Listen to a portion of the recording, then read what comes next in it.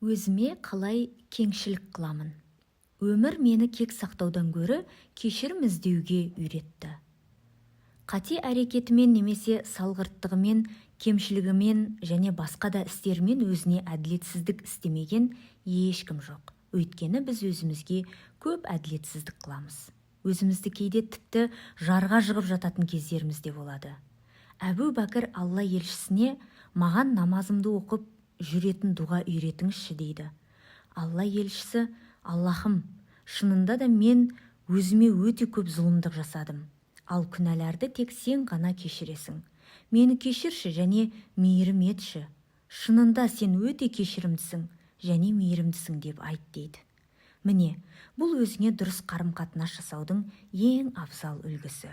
Өйткені өзіңді шектен тыс жазғыра беру адам жанын тежейді. Оған зақым келтіреді, ешқандай жетістікке жеткізбейді. Өзіңе дұрыс қарым-қатынас жасау оны тәрбиелеуге қатысты қабылдаған құр шешіміңнен ғана тұрмауы керек. Керісінше, өзіңді тәрбиелеудегі септігі тигізетін бүкіл әдіс-тәсіл жан-жақты қолданылғаны жөн.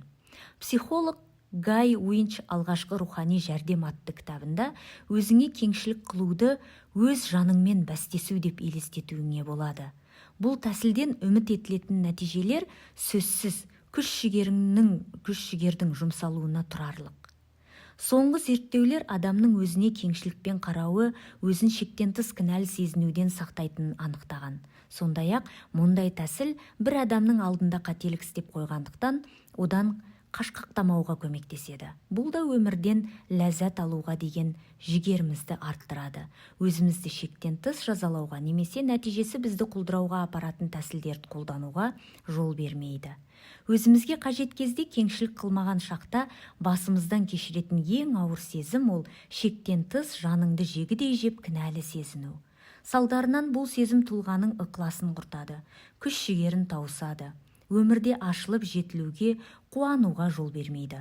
Бұл мәселенің ақырында жасайтын ең бірінші қадамымыз ол әрекетімізден туындаған жауапкершілік пен ісіміздің салдарын мойынмен көтеру. Адамның өзін есепке алуы өте маңызды іс. Өйткені сахаба Омар ертең есепке тартылмас бұрын өз-өздеріңді есепке тартыңдар деген. Расында, өзіңді есепке тарту күнделікке ұқсайды. Өзіңді қадағалап жүруіңді тиянақтылығыңды білдіреді. Сондай-ақ тұлғаны жетілдіруге, кемелдендіруге көмектеседі. Себебі сен өзіңді құр жазалау, жазғыру үшін есепке тартпайсың ғой.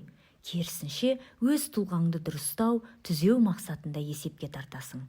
Өзіңді есепке тарту әрекеті қателігің үшін өзіңді жазғырудан ғана тұрмайды. Керісінше, оң нәтиже беретін әрекеттеріңді нығайта түсіп, олардың бір шамасын дамытудан тұрады. Сен қателікті ешқашан қайталамауға және қатеңді түзейтін істі істеуге нық сенімді болуың жеткілікті. Бұған сенімді болған кезіңде бойыңдағы кертартпа сезім қайта оянбасын десең, өзің үшін қуана біл.